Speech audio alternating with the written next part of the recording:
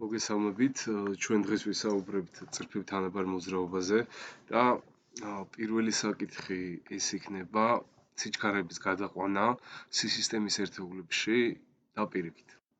მაგალითად, მოცემული გვაქვს სხეულის სიჩქარე დავიწყოთ იქიდან რომ აღინიშნება ვეთი და სისისტემაში იზომება მეტრ-წამებში. თუ ჩვენ გვაქვს ისეთი ერთეულები, რომლებიც არ არის მეტრ-წამებში, არის ამოცანები, სადაც გვიწევს გადაყვანა. მაგალითად, ესეთი ერთეულები არის კილომეტր-საათი, შეიძლება იყოს კილომეტრი წუთი, შეიძლება იყოს მილიმეტრი საათში და ასე შემდეგ. მოდი დავიწყოთ ყველაზე ადვილით. მაგალითად, კილომეტր-საათი, 1 კილომეტր-საათი, როგორ უნდა გადავიყვანოთ მეტრ-წამში. ამისათვის პირველი რასაც ვაკეთებთ, ეს არის კილომეტრი გადაყვავს მეტრში, ხოლო საათი გადაყვავს წამში. გავიხსენოთ, 1 კილომეტრში არის 1000 მეტრი და 1 საათში არის 60 წუთი. ეს რო წამებში გადავიყვანოთ, წუთში 60 წამია და გამოგვდის 60 ჯერ 60 წამი. ანუ ეს არის 3600 წამი. შევიტანოთ, 1 კილომეტრში არის 1000 მეტრი და საათში 3600. თუ ჩვენ შევკვეცავთ აქ მეტრ-წამი, თუ შევკვეცავთ ნულებს, 10 ეს არის 5 ჯერ 2, ხოლო 36 ეს არის 18 ჯერ 2 და შევკვეცავთ ორიანებს, დაგვრჩება 5 მე-18 მეტრი-წამი. ანუ ჩვენ თუ კილომეტր-საათი გვაქვს გადასაყვანი მეტრ-წამში, შეგვიძლია გამოვიყენოთ პირდაპირ 5 მე-18 და ეს მოვინიშნოთ 1 კილომეტր-საათი ეს არის 5 მე-18 მეტრი-წამი. და თუ პირიქით გვინდა გადაყვანა მაგალითად მეტრ-წამი, გვინდა გადავიყვანოთ კილომეტր-საათში. მაშინ უნდა გავყოთ 5 მე-18-ზე და ეს იქნება 18 მე-5 კილომეტր-საათი. აი ეს ორი ფორმულა შეგვიძლია დავიმახსოვროთ კილომეტր-საათი მეტრ-წამში გადასაყვანად და მეტრ-წამის კილომეტր-საათში გადასაყვანად. მოდი გავაგრძელოთ და პირველი ამოცანა იყოს ესეთი. დავუშვათ გვაქვს 36 კილომეტր-საათი.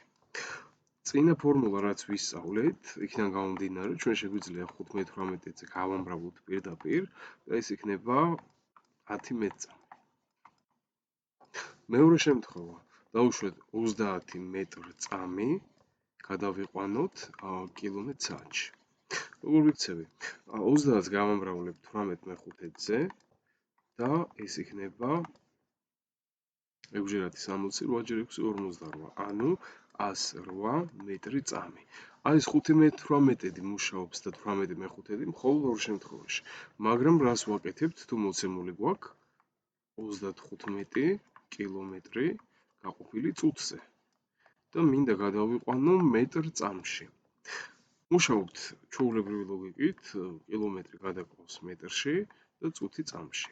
35-ს გადავიტანთ, კილომეტრში არის 1000 მეტრი, ხოლო წუთში არის 60 წამი. ამათ ვაურთიერთქმედებთ, გამოვითვლით და მივიღებთ ჩვენ საბოლოო პასუხს. დავუშვათ, მოცემული გვაქვს 3 ამოცანა და გვაინტერესებს გადავიყვანოთ სისისტემის ერთეულებში, ანუ მეტრ-წამებში. პირველი, კილომეტր-წუთი უნდა გადავიყვანოთ მეტრ-წამში. რიცხვი გადაგვაქვს, კილომეტრის ადგილზე 1000 მეტრი, წუთის ადგილზე 60 წამი. გადაყვანილია სისისტემის ერთეულებში, გაყოფის შედეგად მივიღებთ კონკრეტულ პასუხს. მეორე შემთხვევაში, სანტიმეტრი გაყოფილი საათზე ძალიან დაბალი სიჩქარეა, უნდა გადავიყვანოთ მეტრ-წამში. რიცხვი უნდა გადავიტანოთ, სანტიმეტრი პირველ რიგში უნდა გადავიყვანოთ მეტრებში. მეტრში არის 100 სანტიმეტრი, პირიქით არის 1/100, ანუ 0.01 მეტრი, ხოლო საათში არის 3600 წამი. ესეც გადაყვანილია გაყოფა კალკულატორს მივანდოთ და მესამე შემთხვევა 18 კილომეტր-საათი. ეს ის შემთხვევა არის, როცა შეგვიძლია 5 მე-18 გამოვიყენოთ, 18 გამრავლებული 5 მე-18-ზე და გამოვიდა 5 მეტრ-წამი. გადავიდეთ მეორე თემაზე, რომელსაც ეწოდება წრფივი თანაბარი მოძრაობა. წრფივი თანაბარი მოძრაობა. ეს ისეთი მოძრაობა არის, როდესაც სიჩქარე, ანუ V არის მუდმივი. და მას აი ესე აღნიშნავთ კონსტანტით. რა ფორმულა გვაქვს? გავლილი მანძილისთვის S ტოლია VT, პირველი ფორმულა, სიჩქარისთვის V ტოლია S გაყოფილი T-ზე და მესამე ფორმულა დროისთვის ეს არის S გაყოფილი V-ზე. ანუ ერთი ფორმულიდან გამომდინარეობს სამი ფორმულა. S არის გავლილი მანძილი და იზომება მეტრებში. V არის სიჩქარე, რომელიც მეტრ-წამებში იზომება და T არის დრო, რომელიც იზომება წამებში. ეს არის სისტემის ერთეულები. მაგრამ ჩვენ შეიძლება შევხვდეს მანძილში კილომეტრი, სიჩქარეში კილომეტր-საათი და დროში საათი. თუ ეს სამი ერთეული გვაქვს, შეგვიძლია ეს სამი ერთეული დავტოვოთ, თუ არ გვეკითხებიან სისტემას, ხოლო თუ გვეკითხებიან ჩვენთვის ცნობილი წესით, შეგვიძლია გადავიყვანოთ სისტემის ერთეულებში. მოცემული გვაქვს ესეთი ამოცანა. სხეულმა 5 საათში გაიარა 500 კილომეტრი, ხოლო მეორე სხეულმა 8 საათში გაიარა 4000 კილომეტრი. გვეკითხებიან იპოვეთ თითოეული სხეულის სიჩქარე და შევადაროთ ერთმანეთს. ანუ შედარება ნიშნავს, რომ გავყოთ პირველი სხეულის სიჩქარე მეორეზე. დავიწყოთ მოცემულობის ჩაწერით. ვერთი არის ვერთი არ გვაქვს საერთოდ. დავიწყოთ დროის ჩაწერით. 5 საათი ეს არის T1 და არის 5 საათი, რომელმაც გაიარა 500 კილომეტრი, ანუ ეს ერთი არის 500 კილომეტრი. მეორე სხეულისთვის 8 საათი ეს არის T2 და 4000 კილომეტრი ეს არის S2. და როგორც ვთქვით, ჩვენ ვეძებთ V1 შეფარდებული V2-თან. ტირა კითხვის ნიშანი. V-ს ფორმულა როგორი არის? V1 ტოლია S1 გაყოფილი T1-ზე, ხოლო V2 ტოლია S2 გაყოფილი T2-ზე, მეორე სხეულისთვის.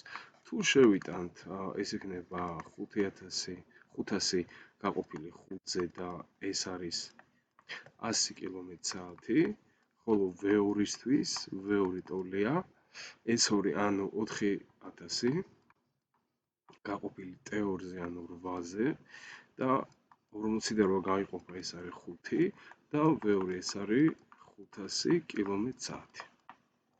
რაც შეეხება ჩვენს პასუხს V1 გაყოფილი V2-ზე. ეს იქნება 100 გაყოფილი 500-ზე და ეს იქნება 1/5. ხოლო თუ პირიქით შეგვეკითხებოდნენ, ეს იქნება 5. ანუ მეორე სხეული 5-ჯერ უფრო ჩქარა მოძრაობს, ვიდრე პირველი სხეული. შემდეგი საკითხი ეს არის კოორდინატის დროზე დამოკიდებულება. კოორდინატის ფორმულა,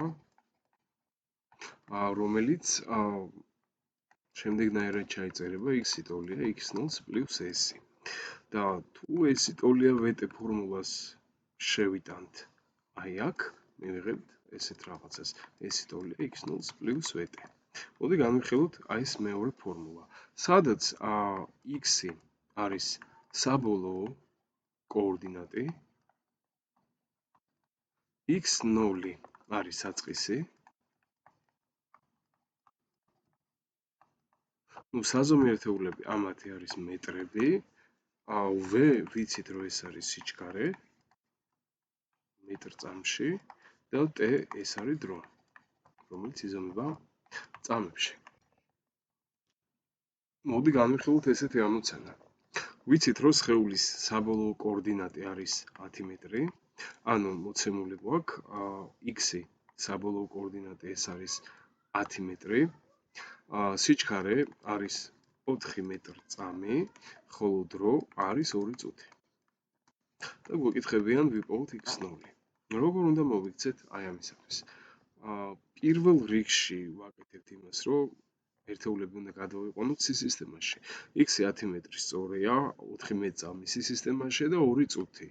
წუთი წამში უნდა გადავიყვანოთ, 60-ზე უნდა გავამრავლოთ და ეს არის 120 წამი. და შეგვიძლია გამოვიყენოთ ფორმულა, ზოგადი ფორმულა x ტოლია x0 პლუს vt. ამის ამოხსნა შეიძლება ორი გზით. პირველი, შეგვიძლია x0 დავწეროთ, რას უდრის, ეს არის x minus vt, ან შეგვიძლია პირდაპირ ფორმულაში შევიტანოთ და მერე გამოვსახოთ.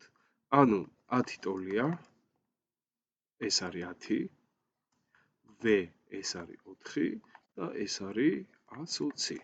ანუ 10 ტოლია x0 პლუს 4 ჯერ 120. 10 ტოლია x0 დამატებული 4 ჯერ 100 400, 4 ჯერ 20 80, ანუ 480. x0 დავუმატეს 480 მიიღეს 10. უარყოფითი რიცხვი გამოდის. ეს არის 10 გამოკლებული 480 და ეს არის -470 მეტრი.